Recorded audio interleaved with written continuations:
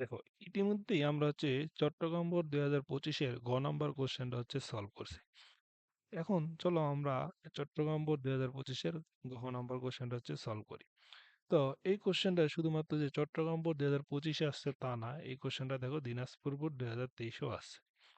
তো এই প্রশ্নটাতে কি বলছে, এখানে দেখো তোমার বলতেছে যে উদ্দীপকের, উদ্দীপকের XZ5 এবং YZ5 গঠন করা সম্ভব কিনা।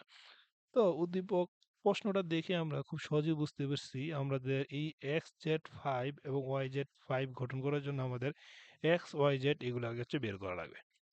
তো XYZ আমরা কিভাবে বের করবো? তো XYZ বের করার জন্য উদ্দীপকের দিকে তাকাও। উদ্দীপকে দেখো তোমার এখানে x এর ক্ষেত্রে লেখা আছে n+1s2 এবং n+1p3। এখানে এই n এর পরিচয়টা কি? এই n টা তোমাদের এই যে এই মানটা আর কি। আর এইখানে তোমার লাস্ট যে শক্তি স্তরটা এটা দেওয়া আছে। লাস্ট শক্তি স্তর, লাস্ট শক্তি স্তর বা কক্ষপথ। তো তুমি যদি এখানে n এর মান 2 বসিয়ে দাও, 2 বসাইলে তুমি এখানে কি পাবা? 3s2, লাস্ট কক্ষপথে পাবা 3s2, আর এখানে পাবা 3p3। তো এখান থেকে তুমি খুব ইজিলি এক্সটা বের করতে পারবা। এক্সটা কিভাবে বের করবা? দেখো, তুমি ইলেকট্রন বিন্যাস করতে থাকো, যখনই তুমি 3p3 পাবা তখন থেমে যাবা। ঠিক আছে? তো ধরো আমরা এই এক্স নিয়ে প্রথমে কাজ করি। এক্স এর ক্ষেত্রে 1s2, 2s2, 2p6, 3s2। দেখো এখানে কিন্তু 3p3 এর আগে 3s2 ছিল, 3s2 টা আমরা অলরেডি পাই গেছি। এখন লিখবো 3p6 পর্যন্ত সম্ভব, কিন্তু আমরা কি 6 লিখবো না, কত পর্যন্ত লিখবো? 3 পর্যন্ত, কারণ এখানে লাস্ট 3 ছিল। তো এখানে তুমি দেখো তো মোট কয়টা ইলেকট্রন পাইছো? 10 আর আছে 5, তাহলে 10 5 মিলে টোটাল 15। তো 15 ইলেকট্রন বিশিষ্ট তোমার মৌলকে, 15 ইলেকট্রন বিশিষ্ট যে মৌল তার নাম ফসফরাস। তো ফসফরাসের প্রতীক পি। তো আমরা এক্সটা দেখো খুব ইজিলি বের করে ফেললাম। ঠিক আছে? তো সিমিলারলি একইভাবে আমরা ওয়াইটা বের করি। ওয়াইটা কিভাবে বের করবো? দেখো, ওয়াই এর ক্ষেত্রে তোমার এন এর ভ্যালুটা কত দেওয়া আছে? ওয়াই এর ক্ষেত্রে তোমার এন এর ভ্যালুটা দেওয়া আছে 2। তো এটা হবে লাস্ট হচ্ছে 2s2, 2p3। তো এক্ষেত্রেও আমরা একইভাবে এই ওয়াইটাও বের করবো। ওয়াই এর ক্ষেত্রে আগাইতে থাকো 1s2, 2s2। দেখো 2s2 পেয়ে গেছি, কারণ আমাদের এখানে কিন্তু 2s2 আছে। 2s2 এর পর এটা কি আছে? 2p3। তো এটা হবে 2p3। তো এবার জেড মডেলটা বের করবো। আচ্ছা, জেড এর ক্ষেত্রে এটা খুব সম্ভবত n+1 হবে, এখানে এটা n হবে না। তো তুমি যদি n এর মান এখানে 2 বসাও, দেখো 2 বসাইলে তোমার এটা কত হবে? এটা হবে 3s2। এখানে n এর মান যদি 2 বসাও, এটা হচ্ছে 3p5, অর্থাৎ লাস্ট যে কক্ষপথটা এটা তোমার 3p5। তো সিমিলারলি তুমি একইভাবে ইলেকট্রন বিন্যাস করতে থাকবা। আচ্ছা, তার আগে বলো তো এই ওয়াইটা কি? তোমার এখানে টোটাল কয়টা ইলেকট্রন আছে? 4 আর 3, টোটাল 7টা। 7 ইলেকট্রন বিশিষ্ট মৌলের নাম কি? নাইট্রোজেন। ঠিক আছে? তো এবার জেড এর ক্ষেত্রে তুমি 3p5 পর্যন্ত যাও। প্রথমে লিখো 1s2, 2s2, 2p6, 3s2, 3p। 3p-তে চলে আসছি। 3p-তে আমরা 3p এর 5 পর্যন্ত যাবো, এর থেকে বেশি যাব না। তো টোটাল কয়টা ইলেকট্রন? তাহলে এখানে 10 আর এখানে 7। 10 7 টোটাল 17। তো টোটাল 17 ইলেকট্রন বিশিষ্ট মৌলের নাম কি? ক্লোরিন। অর্থাৎ তাহলে তুমি এখানে XZ5, XZ5 বলতে বোঝানো হয়েছে PCl5, এখানে X এর, আর YZ5 এটা বলতে বোঝানো হয়েছে NCl5। তো তোমার এখানে বলছে কোনটা ঘটন সম্ভব আর কোনটা সম্ভব না, এটা বের করতে পারছে। তো এটা আমরা অলরেডি নবম দশম শ্রেণীতেও সলভ করছিলাম, আমরা জানি এটা ঘটন সম্ভব, এটা ঘটন সম্ভব না। তো আমাদের এখানে নবম দশম শ্রেণীতে যেভাবে থিওরিক্যালি দেখাইছি, এখানেও সেম তুমি একই কথা বলবা, একই ব্যাখ্যা দিবা। তো ওই ব্যাখ্যাটা তোমাদের হয়তো বা মনে নেই বা আছে কারো কারো, তো আমি একটু তোমাদেরকে মনে করাই দিই। ঠিক আছে? তো এক্ষেত্রে আমরা যে ফসফরাস আছে, প্রথম দেখো ধরো এটা নিয়ে কাজ করি। ঠিক আছে? ওর ক্ষেত্রে তুমি ফসফরাসের ইলেকট্রন বিন্যাস করো। ফসফরাস 15 নম্বর মৌল। ইলেকট্রন যদি করো পাবো 1s2, 2s2, 2p6, 3s2, 3p3। তুমি যদি উত্তেজিত অবস্থায় এই ফসফরাসের ইলেকট্রন বিন্যাস করো, তখন তোমার দেখা যাবে ওর লাস্ট যে কক্ষপথটা এটা হচ্ছে 3 নাম্বার কক্ষপথ। 3 নাম্বার কক্ষপথের জন্য কিন্তু তোমার ডি অরবিটাল বরাদ্দ আছে বা ডি অরবিটালও আছে। যার কারণে তুমি উত্তেজিত করলে এখানে অযুগ্ম ইলেকট্রন সংখ্যা বেড়ে যায়। যেমন কিভাবে বাড়ে দেখো লিখি 1s2 2s2 2p6। এটাও তোমার 3 নাম্বার শক্তি স্তরে দেখছো।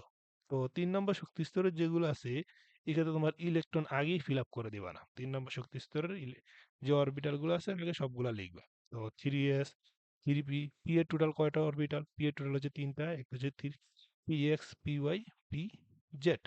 তুমি সিমিলারলি কিন্তু 3d এর জন্য লিখতে পারবা। d এর অরবিটাল টোটাল কয়টা? d এর অরবিটাল টোটাল হচ্ছে 5টা।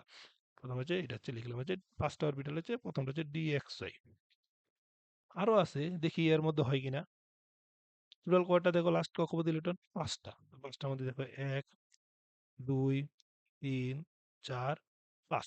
দেখো এখানে আমি 5টাই অযুগ্ম ইলেকট্রন পাইতেছি। তো 5টা অযুগ্ম ইলেকট্রনের সাথে তোমার 5টা ক্লোরিন খুব ইজিলি ওর সাথে যুক্ত হইতে পারবে। বা 5টা ক্লোরিন যুক্ত হয়ে তোমার এখানে তৈরি হয় PCl5 বা ফসফরাস পেন্টাক্লোরাইড। ঠিক আছে, এটা কিভাবে লেখা হয়? এটা হচ্ছে এভাবে লেখা হয়, ক্লোরিন ক্লোরিন ক্লোরিন। ঠিক আছে। তো এখানে আমরা এটা নবম দশম শ্রেণীতে আমরা আরেকটু পড়ছিলাম এইটার। এই ক্ষেত্রে আমাদের অষ্টক সম্প্রসারণও ঘটে। এটা পড়ছিলাম আমরা হয়তোবা নবম দশম শ্রেণীতে। অষ্টক সম্প্রসারণ এটা তোমার এই ম্যাথের জন্য বা এই কোশ্চেনটার জন্য এটা লেখা লাগবে না, তাও তোমাদেরকে এটা লিখে দিলাম। ঠিক আছে। তো আবার একটু বলি, ফসফরাসের ক্ষেত্রে PCl5 এটা গঠন সম্ভব হয়েছে কেন? ফসফরাসের ক্ষেত্রে তোমার ফাঁকা ডি অরবিটাল আছে, তাই আমাদের এটা গঠন সম্ভব হয়েছে। ফসফরাসের ক্ষেত্রে কি আছে? ফাঁকা ডি অরবিটাল অবস্থিত, ফাঁকা ডি অরবিটাল আছে। এই যে ফাঁকা ডি অরবিটাল থাকার কারণে তোমার এই যে এস এর একটা ইলেকট্রন খুব সহজে এখানে চলে যেতে পারছে, যার কারণে হচ্ছে তোমার 5টা কি ইলেকট্রন পাওয়া গেছে? অযুগ্ম বা সিঙ্গেল ইলেকট্রন পাওয়া গেছে।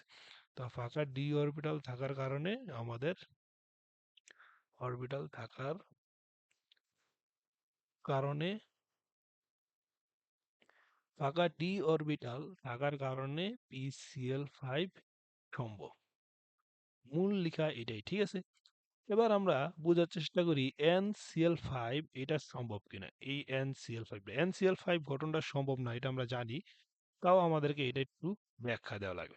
তো NCl5 গঠনের ক্ষেত্রে তোমার নাইট্রোজেনের ইলেকট্রন বিন্যাস করা লাগবে 1s2 2s2 2p 2p কত 3। দেখো তো ওর লাস্ট যে কক্ষপথ বা শক্তি স্তর এটা কত নম্বর শক্তি স্তর? ওর হচ্ছে 2 নম্বর শক্তি স্তর। 2 নম্বর শক্তি স্তরের জন্য তোমার 2D কি সম্ভব? আমরা প্রথম যে চ্যাপ্টারটা ওইখানেই পড়ছি 2D সম্ভব না। তো এখানে বুঝতেছি এখানে কোনো ডি অরবিটাল নাই। যদি ডি অরবিটাল নাই থাকে তুমি এটাকে যদি উত্তেজিত করো, উত্তেজিত করলেও তোমার লাভ নাই। বুঝতে পারো কথাটা? তো এটা 1s2 2s 2p p এর জাস্ট যে 3টা অরবিটাল ওই 3টা এখানে লিখে দিবা, px py pz। এখানে কোনো ডি অরবিটাল আসতেছে না। তো এখানে তো লাস্ট কক্ষপথে ইলেকট্রন আছে কয়টা? লাস্ট কক্ষপথে ইলেকট্রন আছে হচ্ছে 5টা। 5টার মধ্যে সিঙ্গেল ইলেকট্রন একটা একটা করে দাও। দেওয়ার পরে তুমি দেখো এখানে কয়টা আকার নিয়েছে? 4টা, আরো একটা অবশিষ্ট থাকে, একটা হচ্ছে এখানে হয়ে যাবে। ঠিক আছে, তাহলে তুমি কয়টা এখানে সিঙ্গেল বা অযুগ্ম ইলেকট্রন পেলা? 3টা অযুগ্ম ইলেকট্রন পেলাম। তো 3টা অযুগ্ম ইলেকট্রন কয়টা ক্লোরিনের সাথে যুক্ত হবে? 3টা অযুগ্ম ইলেকট্রন 3টা ক্লোরিন যুক্ত করবে। 3টা ক্লোরিন যুক্ত করে এখানে যে যৌগটা তৈরি হবে এটা হচ্ছে নাইট্রোজেন ট্রাইক্লোরাইড। ঠিক আছে। তো এখানে NCl3 সম্ভব, বাট আমাদের NCl5 সম্ভব না। NCl NCl5 এটা সম্ভব না। তো এটার উত্তরটা কিভাবে দিবা? বলবা নাইট্রোজেনের ক্ষেত্রে, বলবা যে লাস্টে লিখে দিবা নাইট্রোজেনের ক্ষেত্রে, নাইট্রোজেনের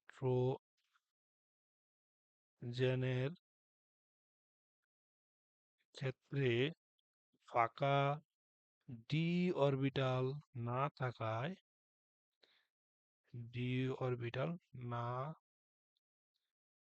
থাকায় NCl5 সম্ভব না। ঠিক আছে। তো এই হচ্ছে আমাদের ময়মনসিংহ বোর্ড 2025-এর গ নাম্বার কোশ্চেন। এটা আমরা নবম দশম শ্রেণীতে এই টপিকটা পড়ছি। তাও তোমাদেরকে আবার একটু মনে করে দিলাম, ঠিক আছে? তো এটাই টুকুই থাক।